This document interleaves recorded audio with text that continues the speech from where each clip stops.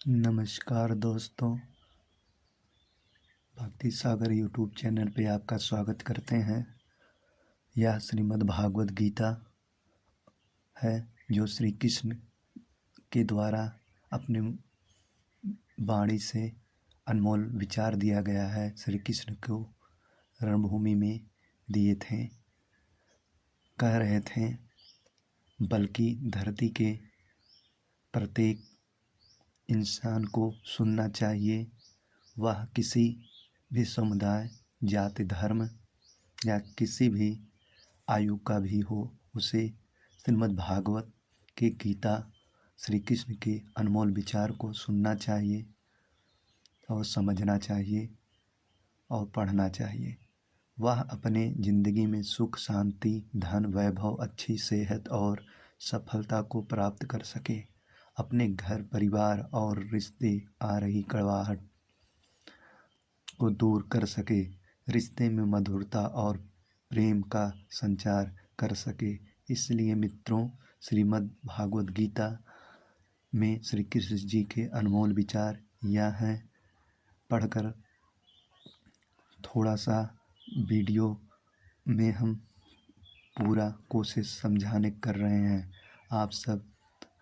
आप सब से निवेदन है, पूरा वीडियो देख के जाएं। यह सबसे महत्वपूर्ण विचार हैं, बारे में बात करने वाले हैं, बहुत महत्वपूर्ण बारे में, जो अपने जीवन में इसे जानकर उतारें और आगे भविष्य में आगे बढ़ें।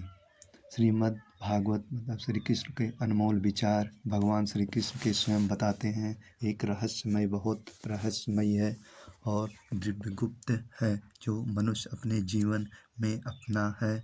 मैं उसे अपनी प्रेम प्रदान करके उसका कल्याण करता हूँ।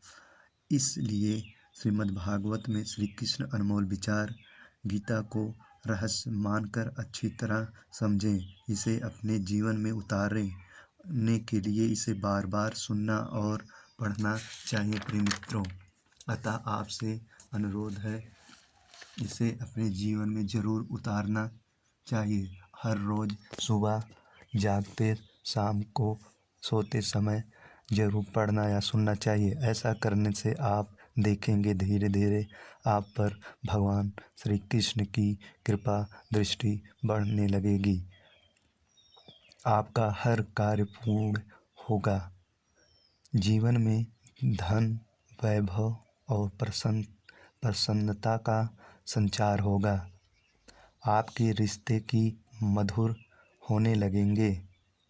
आप हेडफोन लगाकर और आंखें बंद करके शांत मन से इससे सभी विचारों को अंत तक सुनना चाहिए, जो आए मित्र अपने जीवन को सफल बनाए।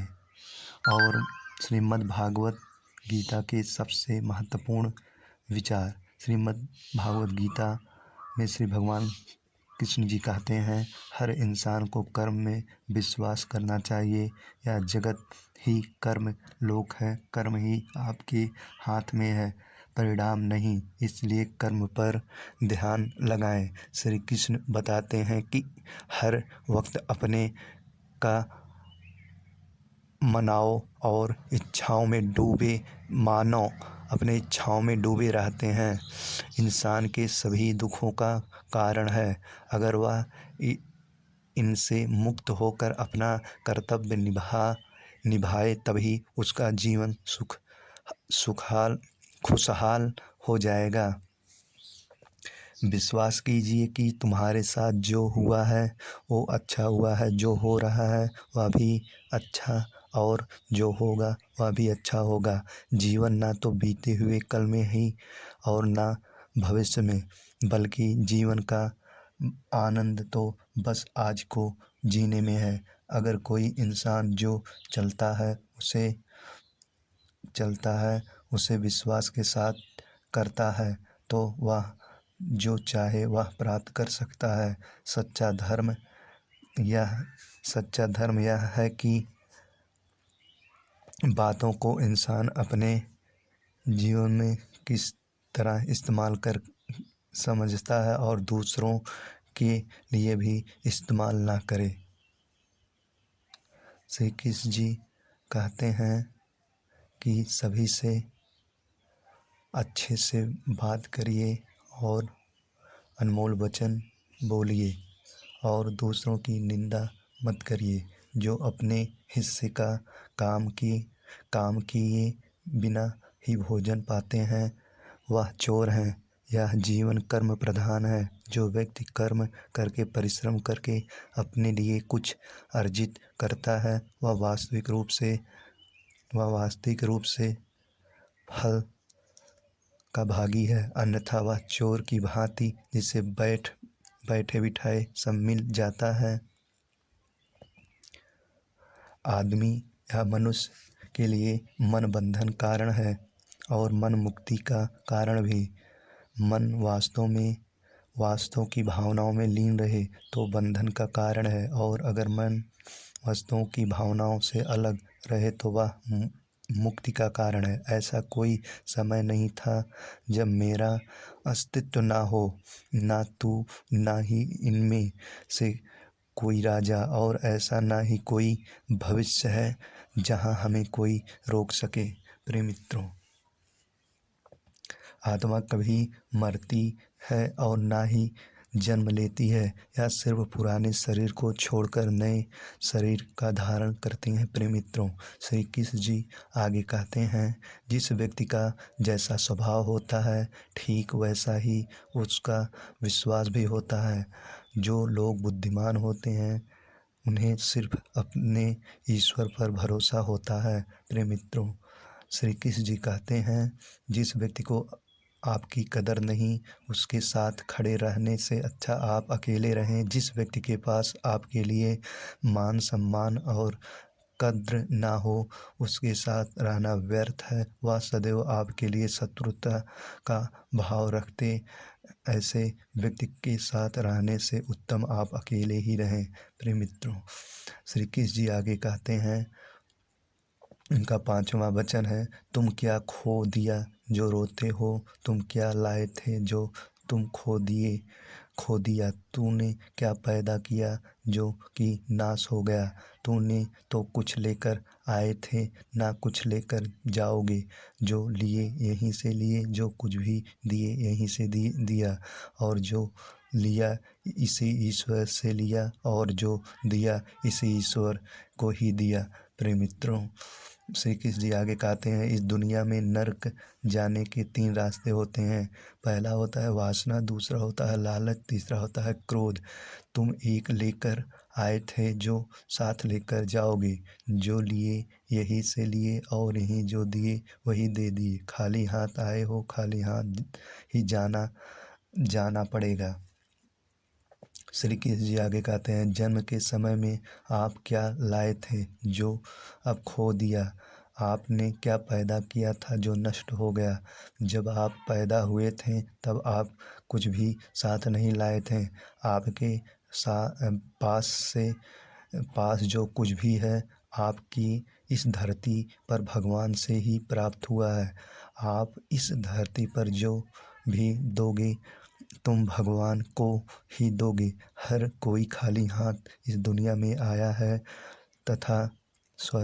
था और खाली हाथ उसे रास्ते पर चलना होगा। सब कुछ केवल भगवान के अंतर्गत आता है। श्री कृष्ण भगवान कहते हैं, मेरे चाह राधा थी और चाहती मुझको मीरा थी, पर मैं हो रुक्मणी का गया। जो विधाता के लेख में होता है उसी का फल हमें मिलता है। विधि के विधान को स्वयं ईश्वर भी नहीं टाल सकते। जिस प्रकार राधा से श्री कृष्ण निश्चल भाव से प्रेम करते थे, प्रेमिका के भाव से मीरा कृष्ण के पति मानती थी, मगर विधि के विधान में रुक्मणी का साथ लिखा था, जिससे स्वयं विधाता भी नहीं टाल सके थे। प्रिय मित्रों, आगे श्री कृष्ण जी कहते हैं, लेकिन जो मेरी प्रेम पूर्वक आराधना करते हैं वह मेरे भीतर रहते हैं और मैं उनके भी जीवन में आता हूँ। ईश्वर के लिए सभी प्राणी समान हैं। उस सभी में समान रूप से ईश्वर का वास होता है। कोई जीव छोटा या बड़ा, अधिक ज़्यादा प्रिय नहीं होता है। जो अपने ईश्वर की प्रेम की विशेष आराधना करते हैं और पुकारते हैं, उनके साथ वे सदैव उपस्थित होते हैं। श्री कृष्ण जी कहते हैं, जिंदगी के इस रण में कृष्ण ही जिंदगी के इस रण में खुद ही अर्जुन बनना पड़ता है। रोज अपना ही सारथी बनकर जीवन के महाभारत से लड़ना पड़ता है। यह जीवन की रणभूमि है। यह निरंतर संघर्ष का सामना करना पड़ता है। इस संघर्ष रूपी महाभारत में स्वयं अपना सारथी और अपना मार्गदर्शन योद्धा बना होता है। प्रिय मित्रों, आगे श्री कृष्ण जी का अनमोल विचार है। अच्छी किस्मत के लोग थोड़ी भी बुरे होने पर भगवान को खोजते हैं और बुरी किस्मत के लोग थोड़ा भी अच्छा होने पर भगवान का स्मरण और ध्यान करते हैं। जिनकी किस्मत अच्छी होती है, जिनके पास किसी साधन की कोई कमी नहीं होती, वह थोड़ा सा भी कष्ट नहीं झेलते। थोड़ी सी कमी होने पर थोड़ा अच्छा होने पर भगवान का स्मरण और ध्यान करते हैं। जिनकी किस्मत अच्छी होती है, वह साधन कोई नहीं होते, वह थोड़ा सा कष्ट नहीं झेलते।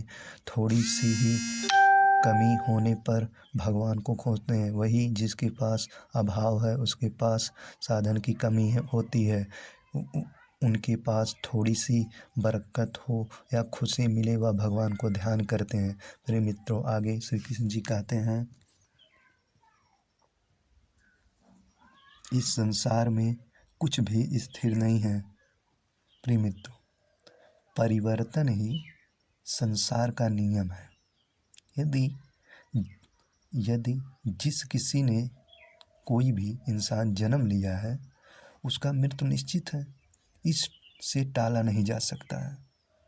और जिसकी मृत्यु हुआ है, उसका जन्म लेना भी निश्चित है। श्री कृष्ण जी कहते हैं अपने उपदेश में, जिंदगी में सदैव अवसरों का आनंद लेना चाहिए, लेकिन किसी के भरोसे को तोड़कर नहीं।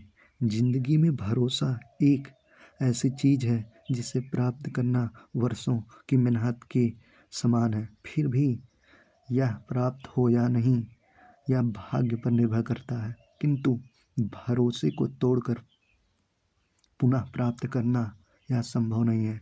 इसलिए जिंदगी में अवसरों का आनंद सदैव लें, लेकिन भरोसे को कभी टूटने ना दें। प्रिय मित्रों,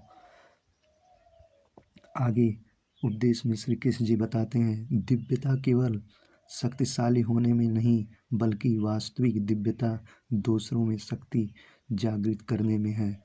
दिव्यता को प्राप्त करने वाला व्यक्ति शक्तिशाली नहीं तब तक नहीं हो सकता जब तक वह दूसरों के हित में ना हो। वह व्यक्ति दूसरे को दिव्य बनाए, इसमें उसकी शक्ति होने का परिचय मिलता है। प्रिय मित्रों, आगे श्री भगवान श्री कृष्ण जी कहते हैं, आत्मा को शस्त्र नहीं काट सकता, अग्नि नहीं जला सकती, जल नहीं बुझा सकता, वायु नहीं सूखा कर सकती है। आत्मा सत्य है या अजीय है, अमर है। आत्मा नए नए शरीर को धारण करता है या शरीर से मिलकर दूसरे शरीर में, यही आत्मा का विचरण प्रक्रिया है। इस आत्मा को ना तो किसी शस्त्र से काटा जा सकता है, ना ही अग्नि से इसे जला सकती है, ना कोई जल इसे गीला कर सकता है। ज़्यादा हंसने और बोलने वाले व्यक्ति अगर चुप हो जाएं तो मान लेना वो भीतर से टूट चुके हैं। टूट चुका है। जो व्यक्ति सदैव हंसता खेलता मुस्कुराता रहता है, अगर वह अपने स्वभाव से भिन्न भिन्न हो जाए, अर्थात चुप गुमसुम उदास रहने लगे तो समझना उसके हृदय में एक पीड़ा है। उस पीड़ा ने उससे कमज़ोर बना दिया है। प्रिय मित्रों, आगे श्री कृष्ण जी कहते हैं, फल की अभिलाषा छोड़कर कर्म करने वाला पुरुष ही अपने जीवन को सफल बनाता है। जो व्यक्ति कर्म में विश्वास रखता है, अपने कर्म से पीछे नहीं हटता है, फल का चिंता नहीं करता है, वह पुरुष अपने जीवन को सफल बनाता है। फल की चिंता करने वाला व्यक्ति कभी अपने जीवन को सफल नहीं बना सकता है। प्रिय मित्रों, आगे श्री कृष्ण जी कहते हैं, मैं धरती की मधुर सुगंध हूँ, मैं अग्नि की उष्मा हूँ, सभी जीवित प्राणियों का जीवन और सन्यासियों का आत्म स्वयं भी मैं ही हूँ। संपूर्ण जगत ब्रह्मांड चर अचर सब में ईश्वर का वास है। यह ईश्वर ही की माया है जो ब्रह्मांड में व्याप्त है। वही ईश्वर धरती पर मधुर संगीत, वही ईश्वर अग्नि की उष्मा, उसी ईश्वर का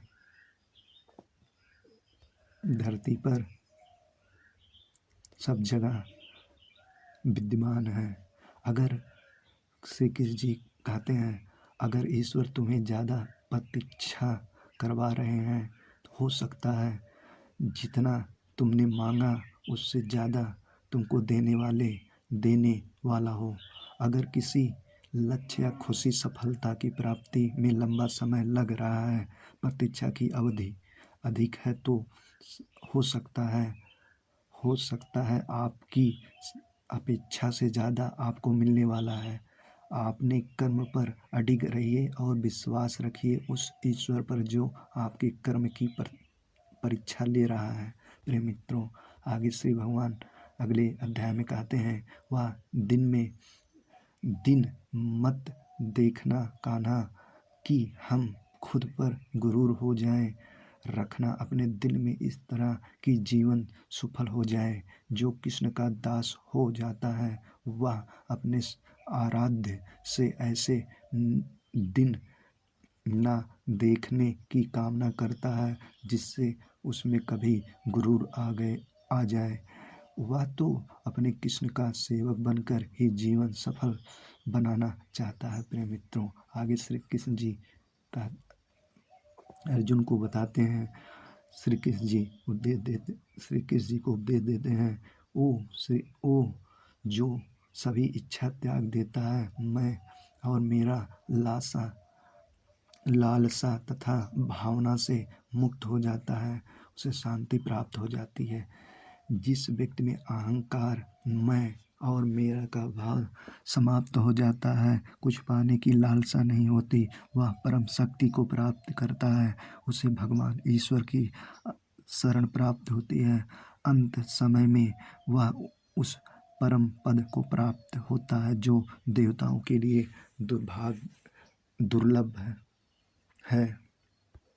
प्रिय मित्रों, आगे श्री कृष्ण जी कहते हैं, मैं किसी भी जीव के भाग्य का निर्माण नहीं करता और न ही किसी को कोई फल देता हूँ। सभी अपने कर्मों को ही भोगते हैं। जिस प्रकार कपड़े फटने या पुराने होने पर लोग उसका त्याग कर देते हैं और नए वस्त्र धारण करते हैं, ठीक उसी प्रकार आत्मा भी पुराने शरीर को छोड़कर नए शरीर धारण करती है। यही प्रकृति का जीवन चक्र है जो लगातार चलता रहता है। अपने मित्रों, आगे श्री कृष्ण जी कहते हैं, जिस व्यक्ति के पास संतुष्टि नहीं है उसे कितना भी मिल जाए वह असंतुष्ट ही रहेगा। जिस व्यक्ति के पास संपूर्ण धन दौलत ऐश्वर्य और वैभव सब है मगर संतुष्टि नहीं है, उस धन दौलत का कोई अर्थ नहीं है, वह सदैव असंतुष्ट की स्थिति में ही रहता है। जिसके पास संतुष्ट है वह थोड़े में भी संतुष्ट रहता है। प्रिय मित्रों, आगे श्री कृष्ण जी कहते हैं, मन ही इंसान है या किसी जीव का शत्रु या मित्र होता है। यदि आप अपने मन को नियंत्रित नहीं करते तो वह मन आपका शत्रु बन जाता और जो लोग अपने मन को काबू में कर लेते हैं उनके लिए इस दुनिया में कुछ भी असंभव इम्पॉसिबल नहीं है। प्रिय मित्रों, आगे श्री कृष्ण जी कहते हैं कि जी का अनमोल है, मैं सभी प्राणियों को समान रूप से देखता हूँ, ना कोई मुझे कम प्रिय है ना अधिक। लेकिन जो मेरी प्रेम पूर्वक आराधना करते हैं वह मेरे भीतर रहते हैं और मैं उनके जीवन में रहता हूँ। ईश्वर के लिए सभी प्राणी समान हैं, उन सभी में समान रूप से ईश्वर ईश्वर ईश्वर का वास होता है। कोई जीव छोटा या बड़ा, अधिक ज़्यादा या प्रिय नहीं होता है। अपने मित्रों, श्री कृष्ण जी आगे कहते हैं, कर्म ऐसा जो स्वार्थ रहित, पाप रहित हो। कृष्ण अपने भक्त को कर्म और मार्ग दिखाना चाहते हैं। वह कहते हैं, अपने कर्म समाज के प्रति और मानव कल्याण के प्रति केंद्रित करते हुए कहो, बाकी फल का चिंता मत करो, उन सभी कर्मों को मुझे समर्पित करो। इस मार्ग को अपनाकर तुम मुझे प्राप्त कर सकते हो, मेरे प्रेम का भागीदार बन सकते हो। प्रेम मित्रों, आगे श्री कृष्ण जी कहते हैं, सभी जीवित प्राणियों का जीवन, सन्यासियों का आत्म स्वयं भी मैं ही हूँ। संपूर्ण जगत ब्रह्मांड चर अचर में ईश्वर का वास है। यह ईश्वर का माया ही है जो ब्रह्मांड के व्याप्त ईश्वर में धरती मधुर संगीत, वही ईश्वर अग्नि की उष्मा और ईश्वर का वास प्रत्येक प्राणियों है जो सन्यासियों की चिंत को शांत कर साधन में लीन करता है और वह आत्मा का स्वयं में ईश्वर ही है। प्रिय मित्रों, आगे श्री कृष्ण जी कहते हैं, क्रोध करने से भ्रम स्थिति पैदा हो जाती है। फिर भ्रम से बुद्धि कार्य करना आपका बंद कर देता है, और जब बुद्धि कार्य करना बंद कर देता है तो इंसान तर्क शक्ति उसकी नष्ट हो जाती है, और जब तर्क शक्ति नष्ट हो जाती है तब तक व्यक्ति की पतन निश्चित हो जाता है। व्यक्ति का पतन निश्चित है। ईश्वर इस ब्रह्मांड के संपूर्ण कण में व्याप्त है और सबसे परे भी है।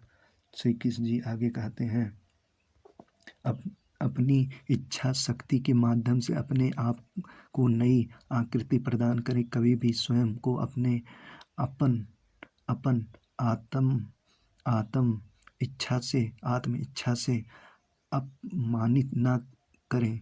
इच्छा एकमात्र मित्र है, दोस्त है होता है स्वयं का, और इच्छा ही एकमात्र शत्रु स्वयं का होता है।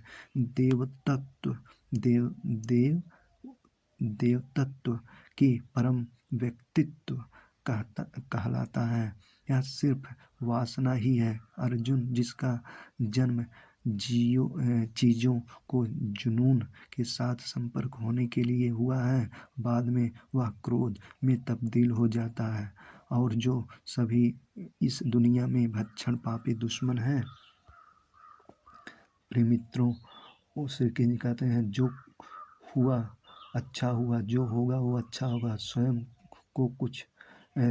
को मुझ पर छोड़ दो, अपने कर्म पर ध्यान दो। कर्म ऐसा जो स्वार्थ रहित, पाप रहित हो। कृष्ण जी कहते हैं, अपने भक्ति को कर्म का मार्ग दिखाना चाहते हैं।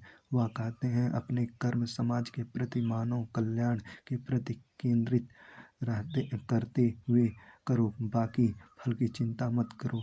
उन सभी कर्मों को हम हैं देने वाले। कभी भी स्वयं पर घमंड मत करना। पत्थर भी भारी होकर पानी में अपना वजूद खो देता है। जो व्यक्ति अपने अहंकार से भारी हो जाता है, उसमें अभिमान हो जाता है, वह उस पत्थर की भांति जो भारी होने के बावजूद भी नदी की धारा में डूब कर अपना अस्तित्व खो देता है। प्रिय मित्रों, आगे श्री कृष्ण जी कहते हैं, हद से ज़्यादा सीधा साधा होना भी ठीक नहीं है, क्योंकि जंगल में सबसे पहले सीधे पेड़ को काटा जाता है।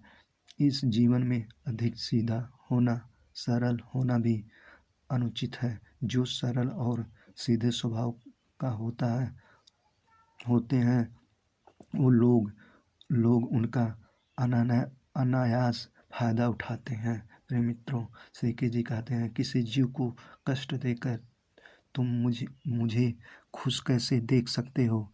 श्री कृष्ण जी कहते हैं, जगत के स्वामी हैं, वह कण कण में निवास करते हैं। छोटे से छोटे जीव के हृदय में ईश्वर का वास होता है। उस जीव को कष्ट का अनुभव होना ईश्वर को कष्ट का अनुभव कराता है। अर्थात किसी जीव को कष्ट देकर अपने ईश्वर को खुश कैसे देख सकते हो प्रिय मित्रों। श्री कृष्ण जी आगे कहते हैं, आत्मा अजर अमर है। जो लोग इसे मरने या मारने वाला मानते हैं, असल में वो लोग ना समझ, और आत्मा ना तो मरती है और ना ही किसी के द्वारा मारा जा सकता है। अपने मित्रों, आगे श्री कृष्ण जी कहते हैं, मेरे लिए ना कोई गृहित है और ना प्रिय, किंतु जो व्यक्ति भक्ति के साथ मेरी पूजा करते हैं वह मेरे साथ हैं और मेरी भी मैं उनके साथ हूँ। वह जो सभी इच्छाएं त्याग कर देते हैं और मेरे लालसा और भावना से मुक्त हो जाते हैं, उससे शांति प्राप्त होती है। प्रिय मित्रों, आगे श्री कृष्ण जी कहते हैं, यह शरीर ना तो तुम्हारा है ना ही तुम इस शरीर के हो। या तो 5 तत्व से मिलकर बना है, अग्नि, जल, वायु, पृथ्वी और आकाश से मिलकर बना है, जो एक दिन मृत्यु के पश्चात इसी में मिल जाएगा। परंतु यह आत्मा अजर अमर है। फिर तुम क्या हो जो खुद के लिए इतना घमंड करते हो। प्रिय मित्रों, आगे श्री कृष्ण जी कहते हैं, जल नहीं बुझा सकता है, जल नहीं बुझा सकता है, वायु नहीं सुखा सकती है आत्मा को, और आत्मा सत्य है और अजय अमर है। आत्मा नए शरीर का धारण करती है, एक शरीर से निकलकर दूसरे शरीर के आत्मा विचरण करती है, पर आत्मा का निरंतर चलता रहता। आत्मा को शस्त्र काट नहीं सकता, ना ही अग्नि से जला सकती है, ना कोई जल इसे बुझा सकता और ना किसी वायु से सुखा सकती है। प्रिय मित्रों, आगे श्री कृष्ण जी कहते हैं, परिवर्तन ही संसार का नियम है। जिसने तुम मृत्यु समझकर व्यर्थ दुखी हो रहे हो, वास्तव में वह तो जीवन है जिसमें एक क्षण में तुम करोड़ों के मालिक बन जाते हो और दूसरे क्षण में दरिद्र निर्धन बन जाते हो। प्रिय मित्रों, आगे श्री कृष्ण जी कहते हैं, इस भौतिक जगत में जो व्यक्ति तो सुख की प्राप्ति हर्षित होता है और ना अशुभ के प्राप्त होने पर उससे घृणा करता है, वह पूर्ण ज्ञान में स्थिर रहता है। यह संसार नश्वर है और इस जगत में दुख, सुख, हर्ष, विषाद आदि लगा रहता है। क्षण भर के लिए सुख जो खुशी नहीं होता, अशुभ होने पर दुखी नहीं। प्रिय मित्रों, आगे श्री कृष्ण जी कहते हैं, मुंह से माफ़ करने में किसी को वक्त नहीं लगता, पर दिल से माफ़ करने में उम्र बीत जाती है। मुंह से माफ़ी देना और हृदय से माफ़ी देने में काफ़ी अंतर है। मुख द्वारा दिया गया माफ़ी तत्काल प्राप्त किया जा सकता है, किंतु दिल से माफ़ी करने में उम्र बीत जाती है। प्रिय मित्रों, श्री कृष्ण जी आगे कहते हैं, और ना अशुभ के प्राप्त होने पर उसे घृणा करता है और न पूर्ण ज्ञान स्थिर रहने पर। संसार नश्वर के जगत में दुखी, हर्ष और विषाद आदि लगा रहता है। क्षण भर के लिए सुख और जो खुशी नहीं होता और अशुभ होने पर जो दुखी नहीं होता, वह व्यक्ति सच्चा ज्ञानी होता है। उससे ज्ञान होता है, यह सब क्षण भर के लिए होता है, भले ही वह सुख हो चाहे दुख। प्रिय मित्रों, आगे श्री कृष्ण जी कहते हैं, हमारी गलती अंतिम आवश्यकता के लिए है। यह ले जा रहा है जैसे सपने दिखाने वाला यह सोचता है कि उससे अपने अलावा और कुछ भी सत्य नहीं है। हम कभी वास्तव में दुनिया की मुठभेड़ में घुसते, हम बस अनुभव करते हैं या अपने तंत्र का तंत्र को। प्रिय मित्रों, आगे जो हो गया वह अच्छा ही हुआ, जो हो रहा है वो अच्छा भी होगा, और जो ही हो रहा है और जो होगा वह भी अच्छा होगा। इसके चलते तुम भूत का पश्चाताप ना करो, भविष्य का चिंता ना करो, और वर्तमान तो चल ही रहा है। प्रिय मित्रों, आगे श्री कृष्ण जी कहते हैं, सभी खाली हाथ आते हैं और खाली हाथ ही जाते हैं।